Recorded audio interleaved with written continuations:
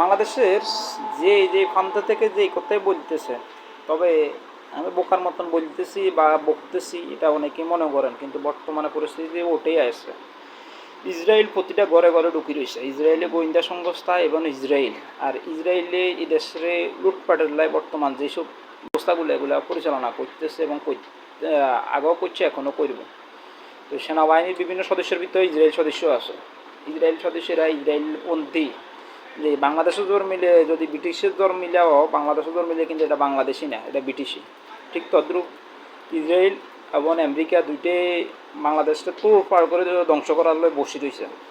আর যেতে যে প্রান্ত থেকে যা বলতেছেন, আমি তার কথা কিছুই বলতে চাই না। সঠিক রাষ্ট্রনায়ক নিয়োগ দিবেন, কোনো ঝামেলা হইতো না। আর অসৎ লোক নিয়োগ দিবেন, বাটপার লোক নিয়োগ দিবেন, তাহলে ঝামেলা প্রচুর হইবে, যেটা বলার বাইরে। রাষ্ট্র বিক্রি করে খেয়ে দিবে।